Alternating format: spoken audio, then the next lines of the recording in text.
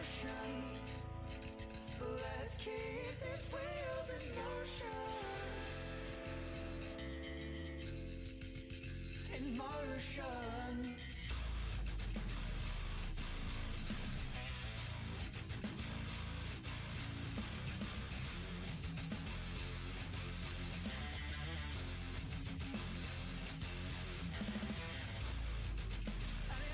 You for that I did not know.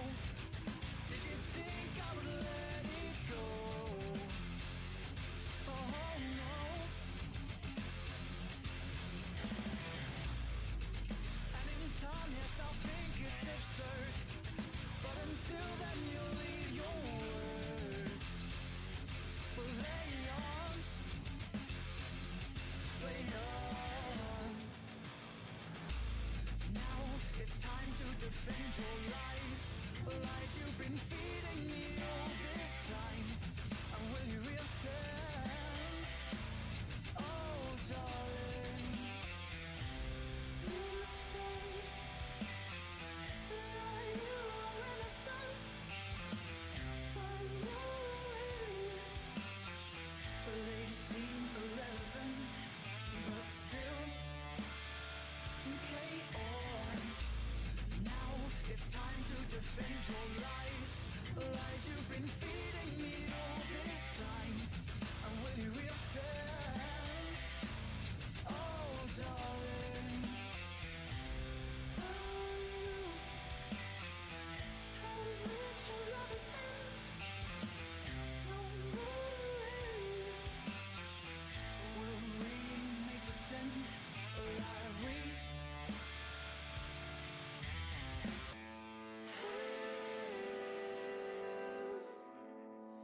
something to fight for.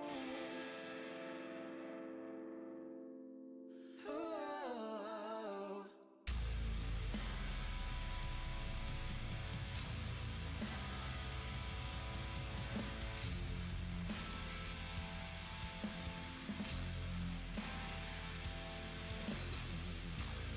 We had nothing to fight for.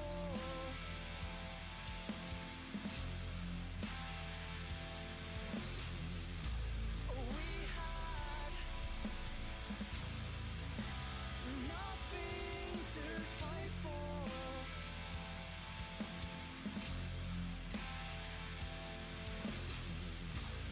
We had nothing to fight for.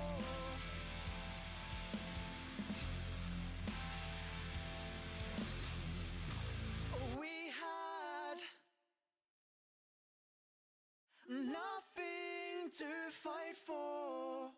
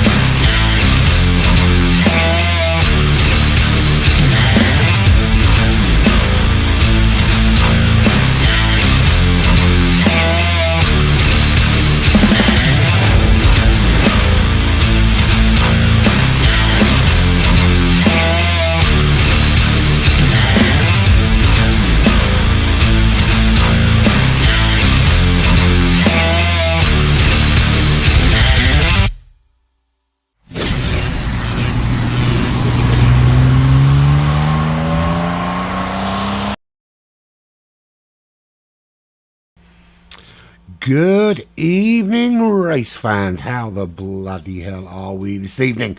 We're back for the ZFS Championship round number 4.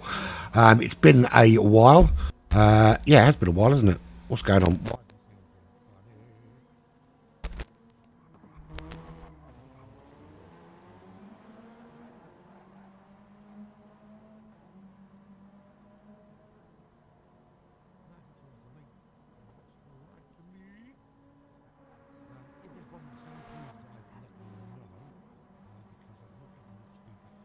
The microphone end. Right, yes, so we're at Autopolis. Autopolis Racing Circuit. It is a real world GT7 circuit, one of the few real world circuits, but an awesome circuit all the same. I say awesome. I'm not a big fan of driving it. It's because it's incredibly technical, quite a difficult circuit to manage. However, hello everyone in chat, by the way. Hello Dane and Dan. Good luck tonight. Omega, maybe not tonight, buddy. I haven't got it set up for a dual comms. Maybe next week we'll do something. How about that? Yeah, we'll do something next week. Other than that, right, so let's have a little talk about Autopolis. In fact, we'll do that in a minute because we've got qualifying starting soon. I think first what we want to do is have a quick look at how we stand in the driver standings, shall we? That's how it currently looks in the driver standings after 3 rounds. Sheikh Kabuti at the top of the tree. 3 wins to his name so far, and a fastest lap award as well. Yes, so awesome. He's predicted to win this, or well, the entire season. Actually, season prediction is first.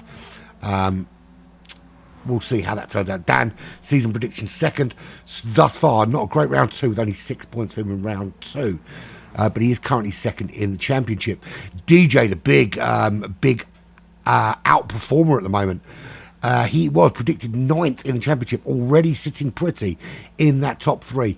But they are some way behind Sheikh Kabuti at the moment. Schmergen there just outside the top 3. Shark also level on points with him. He's predicted a 3rd place, so he's got to pull his finger out, has Gary Clark, Baby Shark. Get on that, Gary. JJ, 41 points, 36 for Zumez, and et al.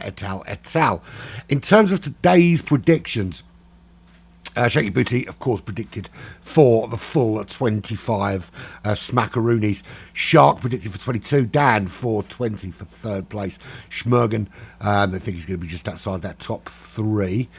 I've got to say, I've looked down at 12th, and we've got a Ridders down there in 12th, predicted to finish with 6 points.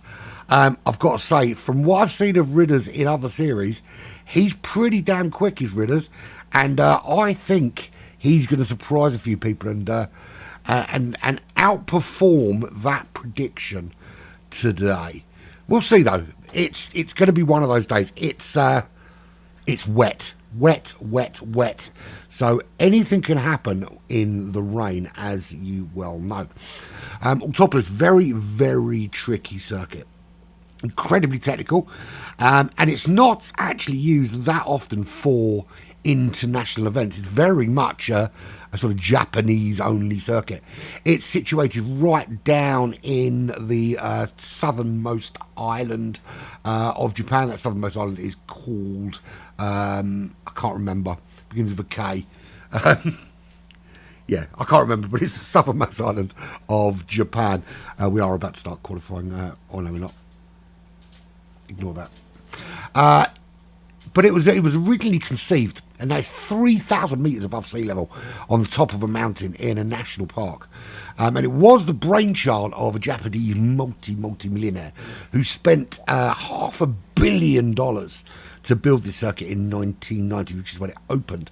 $500 million, to put that into perspective, that's what Ferrari have paid for Lewis Hamilton. Ridiculous amount of money. They might as well have freaking burnt it, in all honesty. But there we go.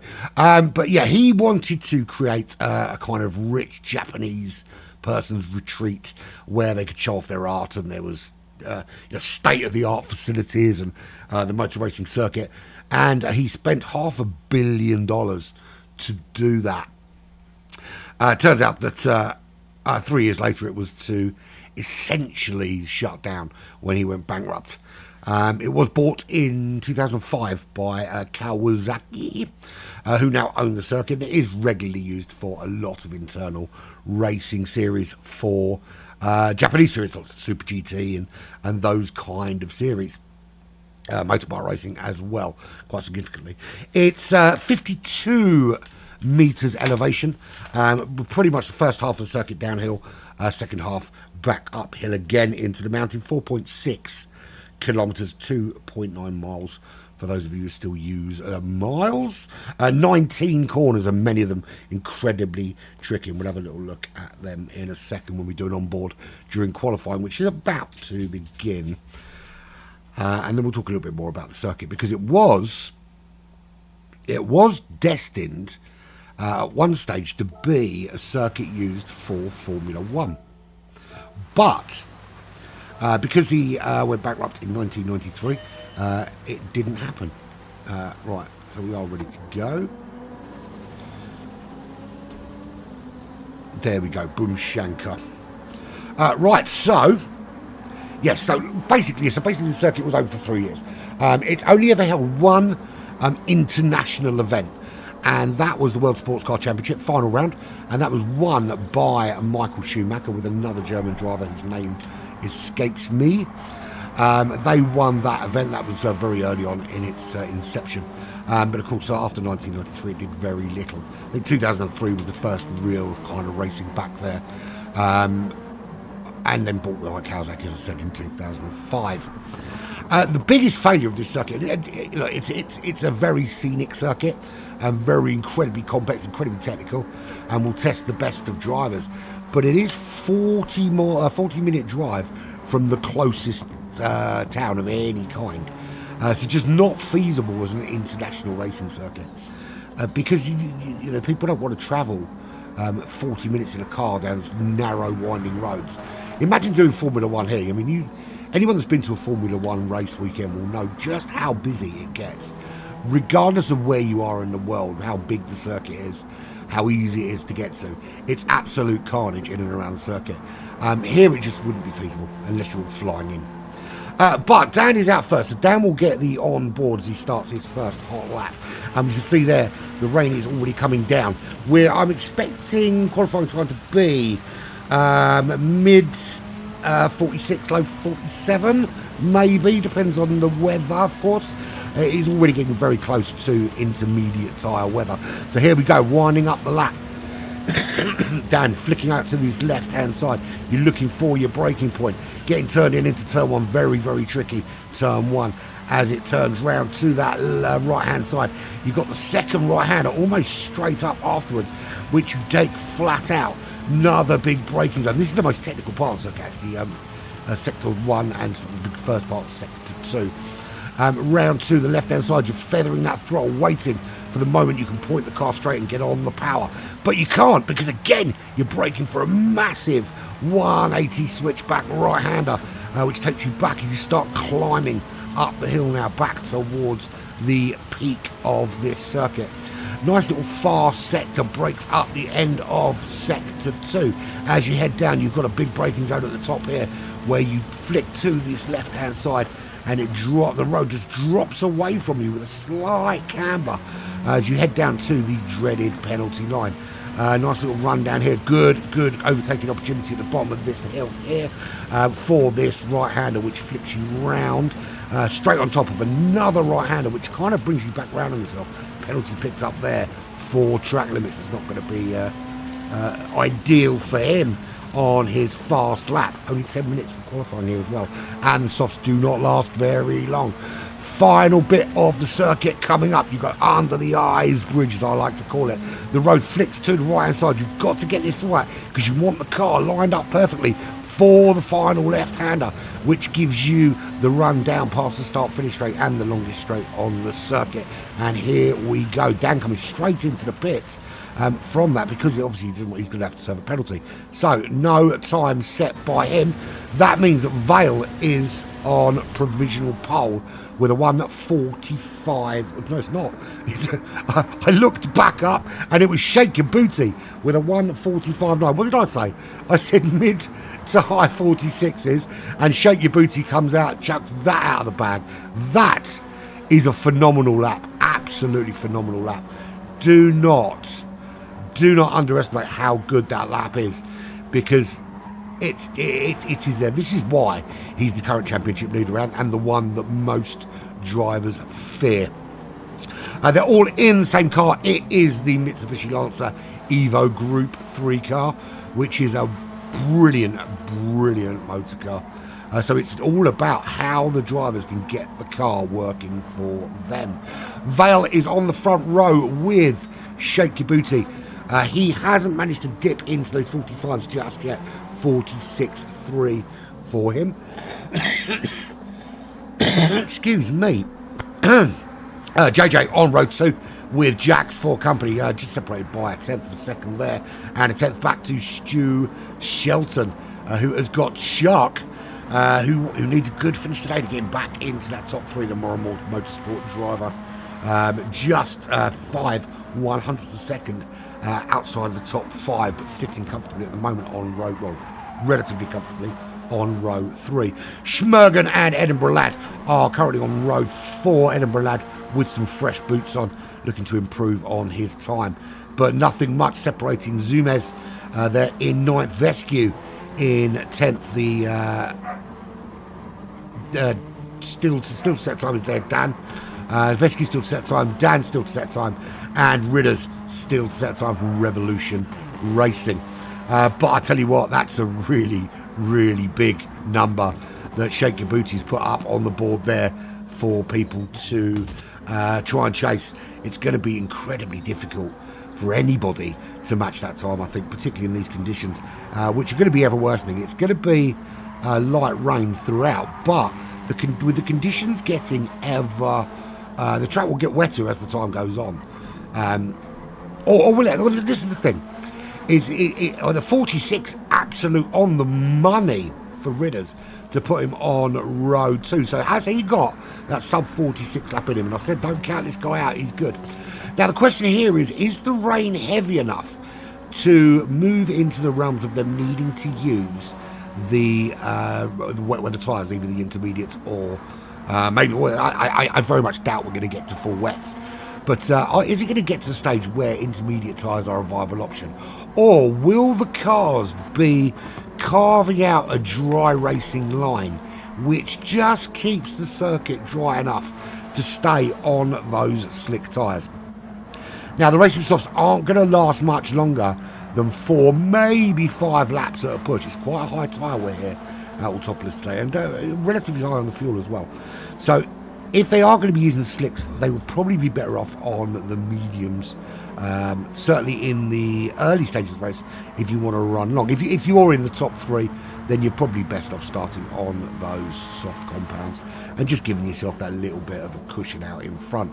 But the question, of course, is always going to be how long before the track dries up enough, or not, as the case may be. How long does it stay that you have to get onto those wet tyres and start thinking about the long term. At the moment, it does seem, and it will go on board here actually. Actually, it's not still giving us the greatest of views. There is a dry line there. You can't see it very well, but there is definitely a dry line there that they're running in. When they go off this line, though, how wet is the track? You can see the track indicator. Well, I can see the track indicator. The track indicator showing that it's not super wet, but it's I've seen worse. I haven't got the I've forgotten to bring my tyre and fuel in the car on. Oh well, it is what it is. It's just under the point at which they're going to be considering using the wet tyres. Everyone so far is braving the soft compound slicks, and it seems to be that this has been, well, certainly for Ridders and Shake Your Booty, who put in blistering times around here already. It seems to have been a good decision. Problem is, of course, it's wear, and they don't last very long. As I said, 5 laps. is probably a maximum on these tyres, certainly at race pace. You're not going to be wanting to pit every 5 laps if you can help it, certainly not with half a tank of fuel lasting you 5. You can get your 10 laps in with your full tank of fuel pretty much easily. It's 21 laps in total, so if they are starting on those soft compound tyres, and assuming we stay on slicks for the entirety of the race, of course, we are essentially looking at them needing to use hard or medium tyres. I don't know what I should have looked up the requirement, shouldn't I? I probably can. I can do that, actually. Let me have a quick look if there is a specific tyre requirement. See, sometimes it helps if you do your research, Andy, as they say. Just logging in now to have a quick look. But at the moment, this is Alex Amsterdam has just put in a 45.7 to put himself on pole. That is, when I said shake your booties, that was blistering. That is almost just as blistering. It is absolutely ridiculous to go sub 46 here. Dan's done it. Shake your booties done it. Ridders has got as close as you could possibly get without actually doing it. Very, very close indeed. He needs 1/1000th of a second to make the difference. Final lap now, final chance to do that. Has he got the pace? So let's have a little look. You see, so tyre requirements.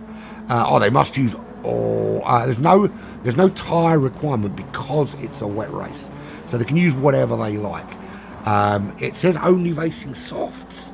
So here's the thing: if they stay on slicks, they're going to be pitting every 5 laps. There's no two ways about it.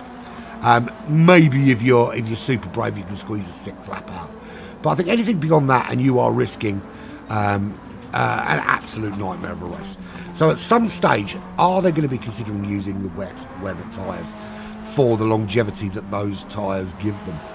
No one yet has set a lap on the intermediates, and you wouldn't expect them to, while they can put in times like this on the slicks. But in the race, if the only tyres allowed are the racing softs and everything else is wet, or that's the question. Is it a case of they're only allowed to use racing softs? Because if that's the case, it's going to be a very, very lot of pit stops today. Pit crews are going to be incredibly busy. Right, let's have a little rundown. That is Shake Your Boots across the line. He is back on pole with that 45.5. Very, very quick. 0.2 quicker than Dan. He can improve, man. He can't improve, so he stays down there in soft only. So they can't even use wets. That's crazy. It's going to be like what? It's 21 laps, right? So it's about 6 laps on the soft tyres there or thereabouts. So you're looking at a 3-stopper. All sighted. So Shake Your Booty from Amsterdam. That's on your front row. JJ and Ridders on row 2. Ridders couldn't break that 46 barrier. JJ, however, did manage it. Got the 45.855. Half second separating those top 4. Jax in 5th place. He's got Val for company on row 3. Row 4 is Edinburgh Lad and Shark. Stu Shelton with Schmergen, they're on row 5, and row 6 rounding out this top lobby is Vescu with Zumez in 11th and 12th position. Let's remind ourselves very quickly of the predictions for this race. Considering where we're at. Shake Your Booty predicted, that's the predictions, predicted to win. He is on pole. Dan predicted 3rd. He is on that front row. Now, Shark down in, where's Shark? He's down in 8th place. He's actually predicted to finish 2nd in this race. He's got a little bit of work to do. Early doors to get himself up that order. He's about 1.1 seconds off the current pace, so a bit of work to do for him. Now the race is about to start. We've got 21 laps of racing here out Autopolis. It's going to be fast and frantic into turn 1. It's going to be very, very slippy into turn 1 as well, so hold on to your hats, folks, because this could be an insurance nightmare into turn 1. We'll do what we usually do. We'll go with that driver there. You'll notice that it looks a bit brighter than it should do. Bear in mind it's dark. 4, that's 5 lights. They go out and away we go. Good start from everybody. No one seemed to get too bogged down in these wet conditions. Rain driving onto the windscreen of these cars. Down to turn 1 they go into the braking zone. Edinburgh out a little bit late on the brakes, but does get it turned. He's up to 6th place already. Everyone through nice and cleanly. There's always one with the yellow lights, just a mess with the program. Good start all round from everybody. No one coming a cropper just yet. Shake Your Booty holding on to the lead. JJ making the move already up into 2nd position. Anyone looking for big moves early on, or is it going to be a case of holding on to your tyres, trying to eke an extra lap or 2 out of them, hoping you can excuse me, gain some time with an overcut maybe? It's going to be very difficult to win this in the pits today with so many pit required. So Shake Your Booty leads from JJ in 2nd. Ridders up into 3rd. Dan slipping down the order, already dropping down into 4th position for So Salty Racing.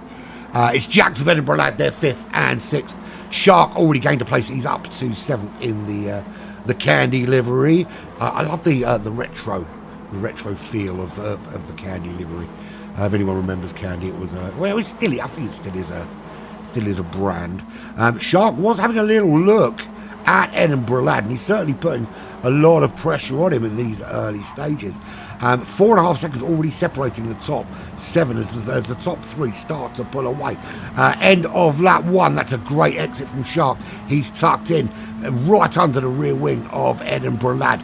Bit of a gap to Val behind, it's 1.2 seconds. He's having a look up the inside. Who's the bravest under braking?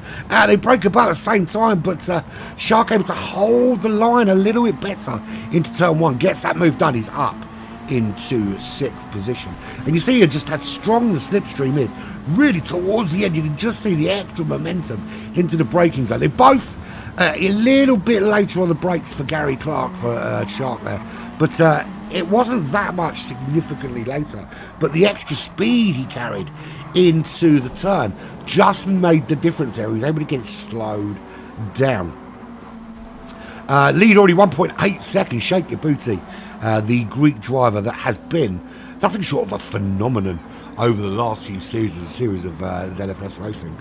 He really has shown an incredible talent for winning, incredible desire to win too. Really putting pressure on the top end of the drivers here. JJ there in 2nd. He's got a bit of a cushion to Ridders, who's up to 3rd already. I did say Ridders' prediction was a little bit down on his talent, and he's already proven that into that top 3. He's got Dan for company. Dan sticking with him. Jack sticking with him as well. Shark in that battle. This essentially is the fight for 3rd place at the moment. Shark on the back of Jax. Jax on the back of Dan. And Dan on the back of Ridders as we come to the end of lap 2 here at Autopolis in Japan. Ha! The rain driving down. Visibility not great. We'll have a little look. You see there, it's just straight on down that main straight. Absolutely zero wind, but the rain just sideways into the windscreen as you head down this main straight here at Autopolis in the south of Japan. Mistake there from Dan. Gets the back end all wobbly. Does he give Jax a run on him? Jax a lot closer than he was at the end of the lap, but couldn't capitalise on Dan's little mistake there. Getting very, very wobbly. You do not want to mess with these curbs or the grass in these conditions. Your back end will step out and you will be killed forever. That Shark there, he's currently running in 6th position. Having a look behind, just starting to edge away from Vale. He made that move on Vale. Vescu actually making his moves up the field as well. He's up to 8th position. Down the orders, that's Stu Shelton. He's way down the order. He's lost some places there. He's in 1.1 seconds back from Edinburgh Lad. I think they're, if I remember right, I'm sure they're both Scottish. I know that Edinburgh lad is. You can guess by the fact he's from Edinburgh. I'm talking of Edinburgh. My daughter will be in Edinburgh next month to watch that stupid American bint Taylor Swift, who has cost me an absolute fortune in tickets and hotels and trains and shizzle. 1.8 seconds to Zumez, so those three back markers need to close up a little bit on each other for any hope. Zumez in that battle there, so the battle there is Zumez in 10th, Schmergen there in 9th, Vescu in 8th, and about a second up the road is Val. So that's a three-way battle going on for 8th. But you can see just how close they are. If we go on board here, this is Vescu running in 8th, that's Schmergen 9th, that's Zumez in 10th. And you can see all the cars up ahead. Any one of those makes a mistake, and this is all change for the Schmergen. Just trying to pull away and not give anything up to Zumez, who's just dropping out of that slipstream range and potentially into the loving arms of Edinburgh lad. Just 1 second behind, you can see him there over the rear wing. But out in front, there is no change. There's Sheikh Kabuti doing what Sheikh Kabuti does, which is shaking himself up and away from the rest of the pack. We're only on lap 4 of 21, and already the tyres are ruined. Absolutely ruined. I'm going to change the overlay again so we don't have to. I didn't bring up the tyre and fuel thingy. I broke it and I didn't fix it. But you can see there, just yeah, there you go. There's some tyre info for you. I broke my tyre info thingy. I changed it and then forgot to fix it. But there you go. You can see there, tyre info. Rest assured that nobody, I don't think, is going beyond 6 laps unless they are brave or incredibly stupid. Or incredibly, I suppose, look, you could be incredibly talented and take it beyond 6 laps. I wouldn't recommend it personally, but there we go. It is what it is. There's JJ running comfortably at the moment in second, 1.5 seconds clear of Ridders. He's managed to give himself a little bit of a cushion over that battle for third. Not able to make any inroads into Shake Your Booty. But if that's the case, if you know the guy in first is going to disappear off up the road, it's kind of like the F1. If you know Max is gone, then your fight is for second, and that's where you kind of aim. And at the moment, JJ doing everything he can to ensure that he is the best of the rest. Ritter's there in third. It's not all his own way. The gap is 1.2 seconds. But Dan is right there in the mix.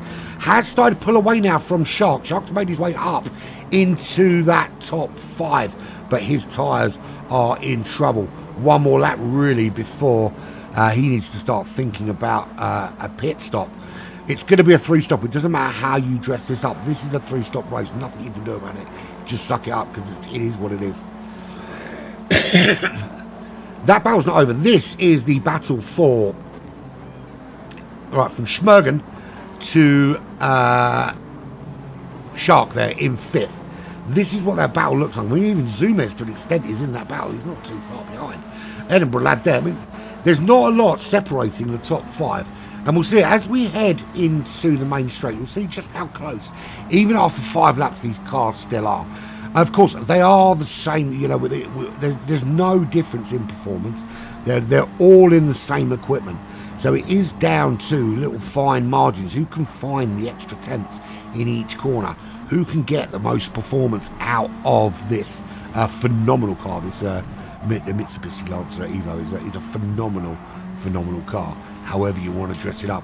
Round 2, the main straight we go, and you can see, you'll see in a minute, just how close these cars are. Look at them. It's a massive train of cars all the way down to the turn 1.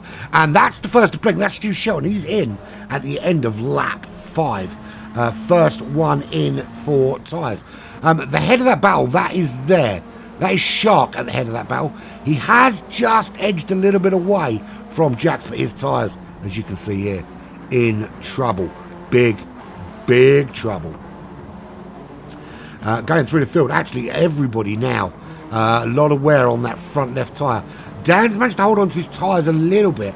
That might give him that little bit of impetus this lap to close up that gap on JJ. JJ's going to be struggling. We'll leave that off for a sec while everybody has a look at the tyres and fuel. As you can see, it's a one-stop race if you're just pitting for fuel, but 3 stops for tyres because they're only allowed to use the soft compounds. And the range it's just sitting underneath that point at which you'd think about using wet weather tyres anyway. Ridder's there in 4th, his tyres gone. Shark there in 5th, his tyres are gone. Jax's are gone. Vale's got a little bit left in that 46 liver, and he's making the move on Jax. He makes it look very, very easy there. Almost too easy. You can see here he gets the run on him. And Jax, it looks like Jax is a little bit, just struggling a little bit to get that car turned. Gets on the grass, and that leaves the gap for him just to dive up inside. He's got slightly better grip, which has allowed him to make that move and go up into 6th position. Although Jax is trying to stick with him tyre-wise. Vesky's tyres are gone. Schmergen's are gone. Edinburgh Lad gone. And he's got a bit of damage as well as Edinburgh Lad on that rear, opting to stay out though for another lap. These guys are insane. Zumas as well staying out. So they're all opting. So that's Jax is in. Vesky's in. We know Stu Shelton went in at the end of lap 5. Now we should see him putting in some times. And let's be fair. The qualifying time was down in the 45s. Stu Shelton's putting in 46s on fresh tyres. These guys are nowhere near fresh tyres. Shake Your Booty might be 4.4 seconds clear. His last lap, though, was some 4 seconds slower than lap 2 when the tyres were fresh. So that's going to be a bit of a problem going forward. Everybody opting to stay out on these damaged tyres. Amsterdam, he's got a little bit left. That's allowed him to get up on the back of JJ and just remind him who is fighting him for that 2nd position. Now, Shake Your Booty at the moment, of course, is 4.4 seconds clear. But when your tyres are this worn, it really can cause you a whole heap of problems. You can see just how much time they're losing. And actually, Dan's lost significantly less time than his fastest lap thus far. In fact, half the amount of time that Shake Your Booty has lost on his. So this could be the time when you start to reel it in. And that is Shake Your Booty. He's made a mistake somewhere. Oh, has he? I think he has, yeah. Let's have a little look and see. Let's see what happened to Shake Your Booty. Or did we miss it? Oh, yeah, it's that final corner. Coming into that final corner. Overcooked it. He's onto the grass. And now they're on him like... I was going to say something really rude then. So he's in. Vale staying out for yet another lap. 4.5 seconds. We have about 4 seconds loss for him. So everybody now in for fresh tyres. That's the end of lap 8. They're trying to stop this race. Not sure that's the wisest idea, but we'll see. We'll see how this works out, whether a 3-stopper is better than a 2-stopper, whether you can get that additional pace. So Val, the only driver not pitting. We did see Edinburgh Lad there was repairing some front and rear damage. He's 4.8 seconds adrift of the pack at the moment. Schmergen, he's there running in 11th place. He's all over the back of Zumes, the Portuguese driver, who's gone on to intermediate tyres. Now, as I understand it, it is just soft tyres that are supposed to be used, is it not? Or is it a case of you're only allowed to use soft slicks, but you can use inters if you wish? I don't think that's the case, because usually if the wet tyres are available, it says so. So Schmergen's onto the intermediate tyres, and I don't think he's supposed to be on them. But it'd be interesting to see. Well, actually, I was going to say it'd be interesting to see just how well it works out for him. But it hasn't done a good job so far, because he was on the back of Zumes. He's now nowhere near Zumes, and Edinburgh Lad making the pass by him quite easily. So actually, slicks are still the preferred option, or the better option. So Vale in the lead of this race. Yeah, so yeah, I thought that was the case. Usually it says if the wets are available. So he's going to be on the receiving end of a penalty, and probably of quite a... I don't know how stern the penalty is going to be for using incorrect tyres, but it's a double whammy, because it's absolutely screwed him in terms of pace as well. The Inter's not working out for him in the slightest. He's losing oodles of time on those tyres. He's going to come in, he's going to change them back to the slicks at some stage, and then find himself on the receiving end of a penalty. He's going to get spanked twice. Vale, 11.4 seconds clear, opting to stay out all the way to lap 9. He's got the very, very vivid 46 livery, which of course is the tribute to Valentino Rossi. We see quite a few people with tributes to him. Especially my friend Stormfly. VR46 is in his name. Very much a tribute to the I was going to say the late great Valentino Rossi. He's not dead yet. I don't think so anyway. I haven't heard otherwise. So Vale does lead. He's got to come in this time, surely. He can't be trying to one-stop this. That would just be insane, right? But I suppose he's keeping it on the racetrack. He's staying within those mid to low 150s. So maybe he is going to go for the amazing one-stop and see how that works out. I mean, Shake Your Booty is taking absolute chunks of time out of him on this lap. 4.2 to Amsterdam. There's Jax there, 1.1 behind. No real battles at the moment. Ritter's there just outside that top 4, holding on to 5th position. 666 behind Jax. He's going to get a run on him as they head down to turn 1 very shortly. We can see that he just needs to, he's up. You see the two cars taking two very different lines through there. Some prefer to hug that inside line and get the pace on the exit. Some prefer to go a little bit wider and come in quite slowly. And it seems that the line that Ritters take, the much tighter line through the right hander, seems to be the slightly better option. But I don't think there's much in it. And certainly didn't get much from the slipstream there. Although a much better exit out turn 1 for Ritters, and that's going to give him a run down to this, which is turn 3. Now, not really much opportunity to overtake unless there's a mistake for another few corners.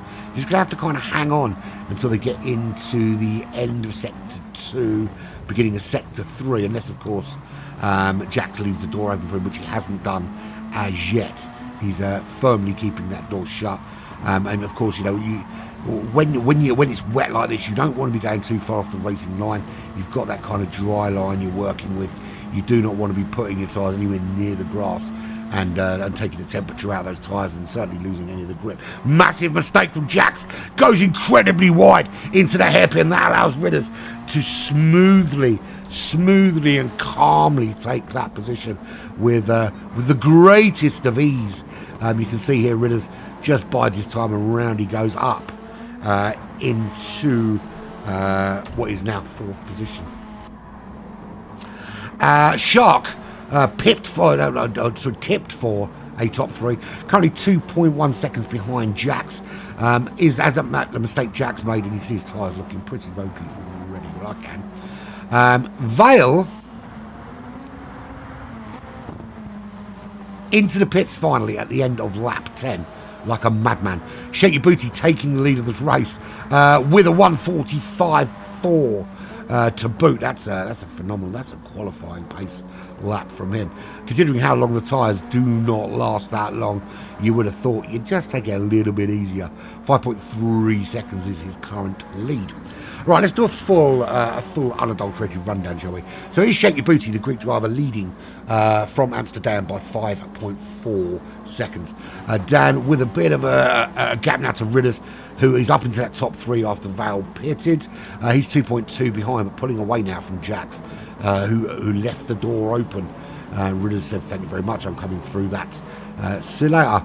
1.3 seconds to Jax there, who's 1.7 clear of Shark. He's got JJ for company in that blue Fanatec Turbotex JJ Customs livery, all over the back of the candy liveried Shark car, trying to find a way through. Now, this is the part of the circuit where overtaking is possible. This is where you'll find out. Oh, I'm going to say that JJ gets that all kinds of wrong. Let's have another little look at the snap there. You can see he gets on the power and bang! He does rescue that very well, saves that incredibly well, but very nearly dead but he has survived, and we move swiftly on. That battle against Shark over. 3 seconds to Vescu, up to 7th.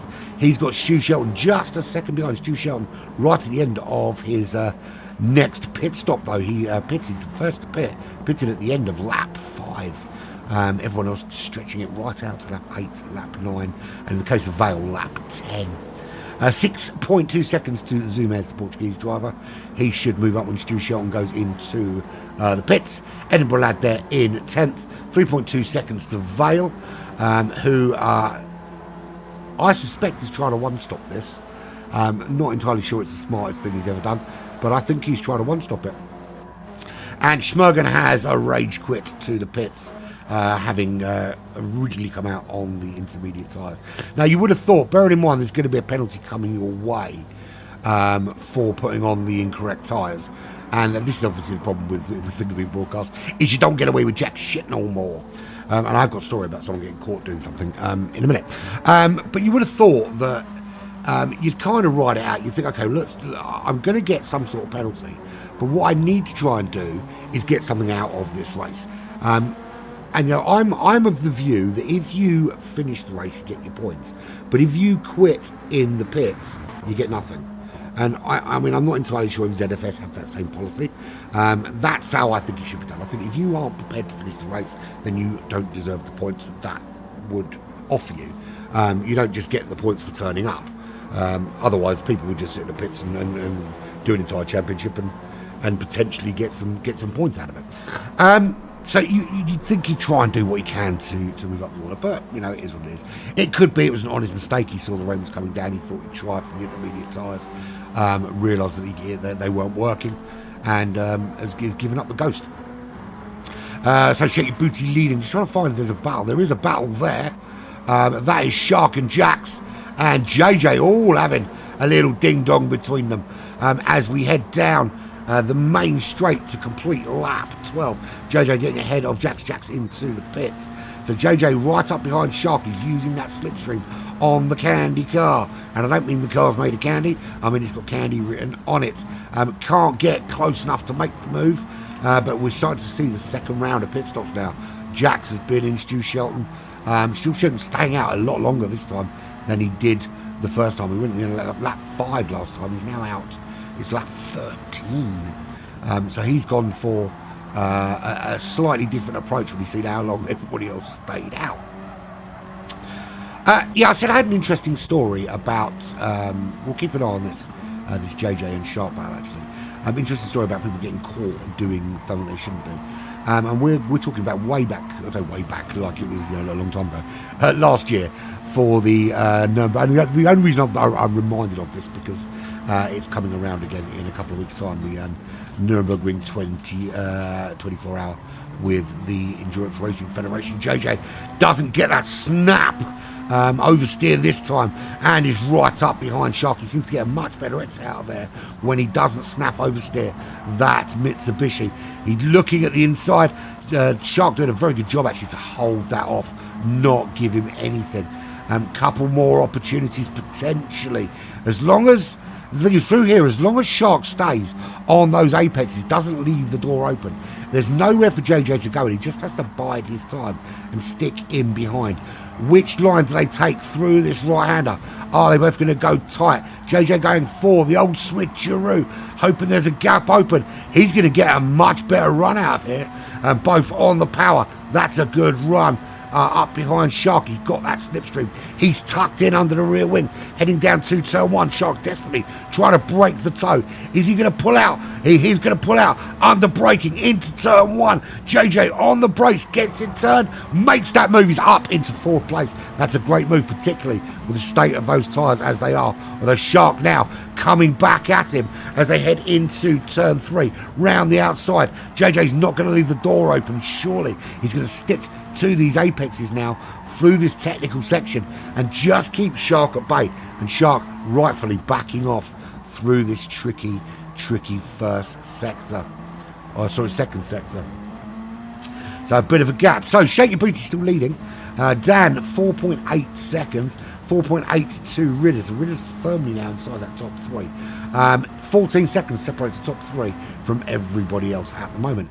But going back to that Nürburgring 24 last year, there was a glitchy rule about they had an absolutely insane safety car rule where essentially the race would be negated. If someone had engine damage, you would basically, everyone would slow down between like this sector and that sector for a ridiculous amount of time, while people with engine damage would go and repair. And it was a crazy unpoliceable thing, because we don't have safety cars in GT7 for a start. Just Shark had a little bit wide there actually and cost himself a bit of time.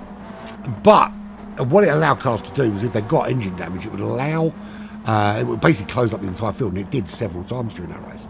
But I caught on camera a car that was struggling and had picked up a little bit of damage about halfway round Nürburgring, smashing himself deliberately on a wall to get the engine damage in order to negate that damage, allow his teammate, who was currently running in second, to close up the gap. Absolutely caught bang to rights on camera, and it was just so funny because they if I hadn't have been on them, you might never have known, because obviously it's a long race and a lot of things to see. So and no other cars are around to see it. So unless you knew to look for it, they just happened to get caught by my camera at that time. Absolutely banged to rights. It was a disgusting display of cheating, in all fairness. But they didn't get away with it, of course. Right, so we're starting to see some more cars hit the pits. Shake Your Booty back out with some fresh booties. He is... this is lap 15, so he's going to run to the end of this race now. Vale, who we think is one stopping this in some kind of valiant attempt at Gino, or did he pit again? The timing screen says he's pit like 5 times, but I don't think he did. Remember, he pit at the end of lap 10, beginning of lap 11.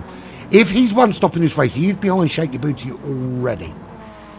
So he's not going to be able to win this race, because he's not going to have the grip.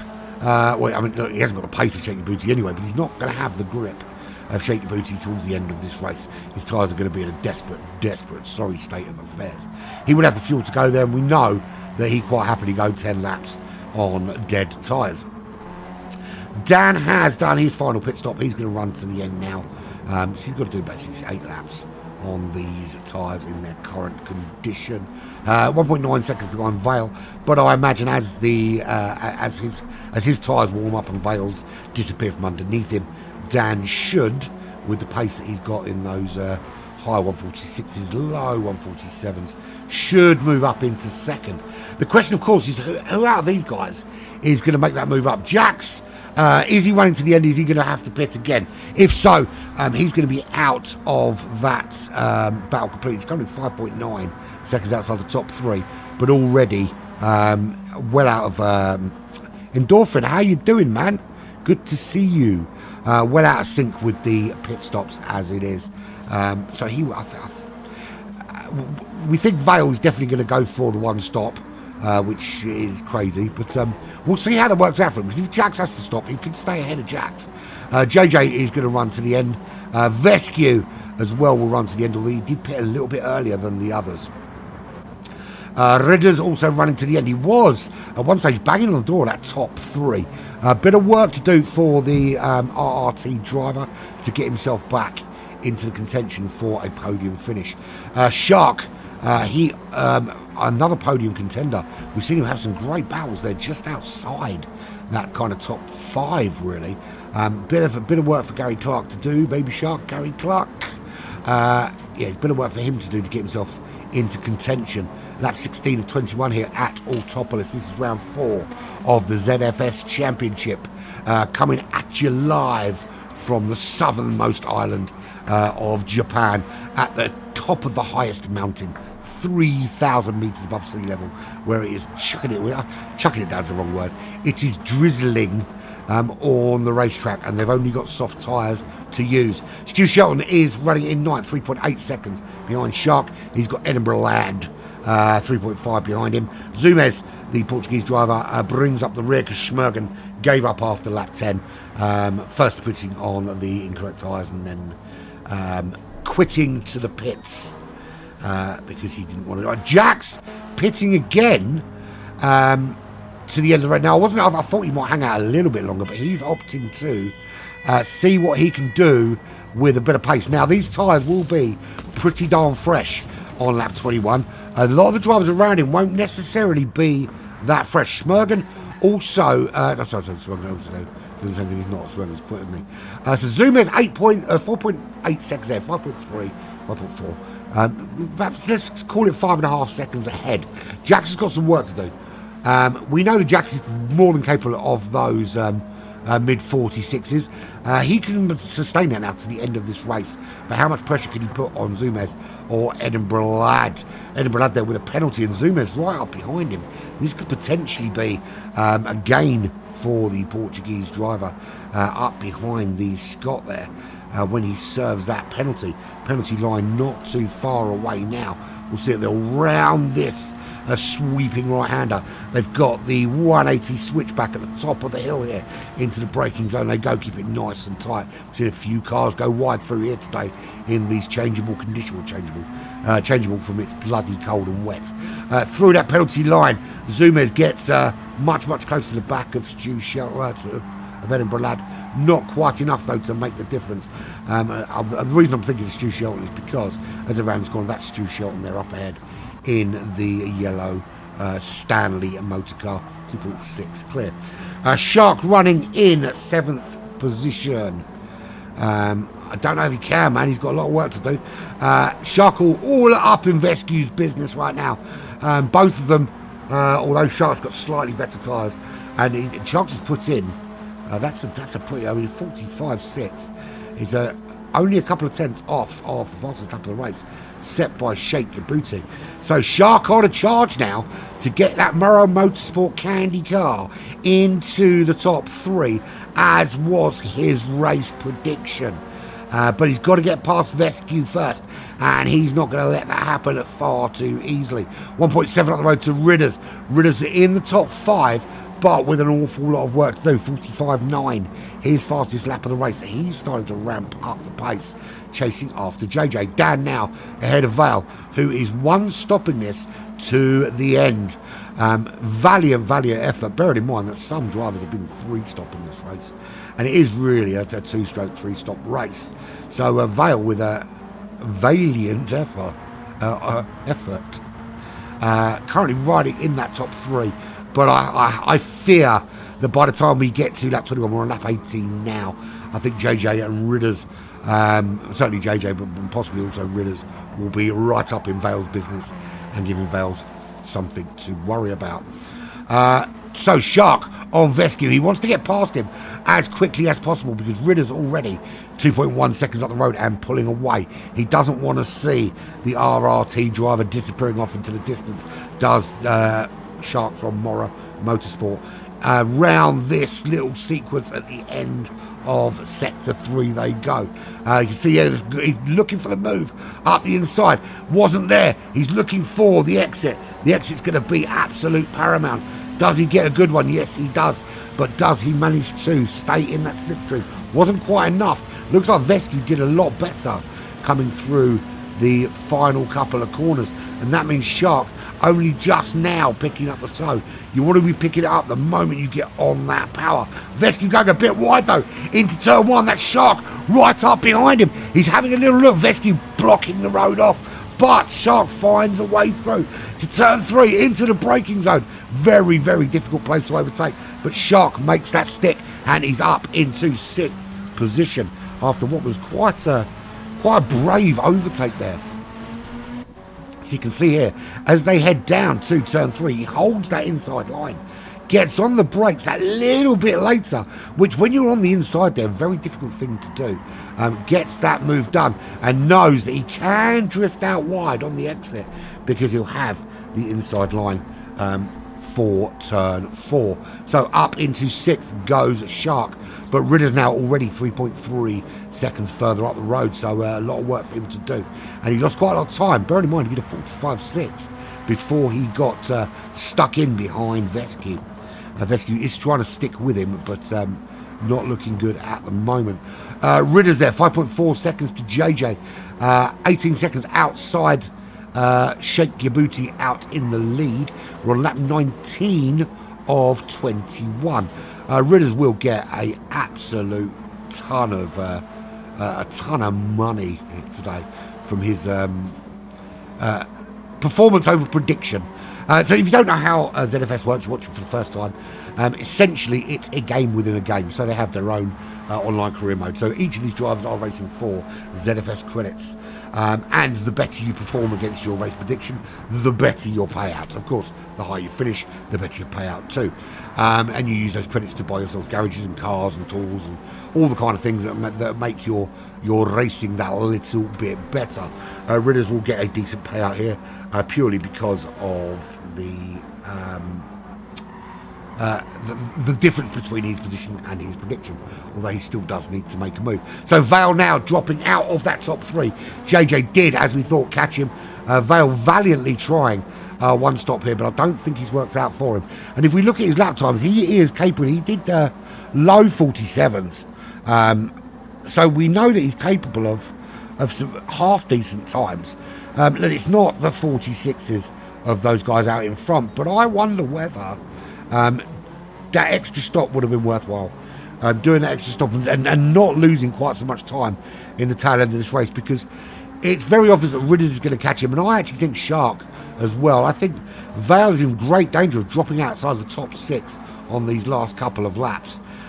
Because he's just losing so much time. Ritters with a 47.8 that last lap, Vale with a 50.3. The gap down to 2.8 seconds. By the time we get to the end of lap 20, it could be even more than that. Ritters, I don't think he's going to make the top 3 though, but he will potentially get top 4. Out in front, Shaky Booty, 8.6 seconds clear. He's on the final lap of this race. Amsterdam crossing the line there. Boom. Final lap of the race for him, 6.1 seconds clear of JJ, who's had some great battles actually with Shark in particular. He's 3.2 clear of Vale now, who's losing oodles and oodles of time, corner after corner on those tyres. Ritter's just reeling him in like a little fishy. But he's only got 18 corners left in which to do it. Make that 17 corners in which to do it. So he's got to really start ramping up the pace, and his tyres, his own tyres now, not in the best state of health. Stu Shelton moving up ahead of Zumez there, who pretty much, the only person there with any decent tyre left is Jax. So he is going for a little push. He got past Edinburgh Lad, 1.1 to Zumez. He might well catch him. He's got some meat left on the bone there. He's the only driver that's got meat left on the bone as well. But into the final sector we go. It is your predicted race winner and the current championship leader doing what he does best, which is bringing home the big points. He's got the fastest lap of the race. That's a 1:45.4.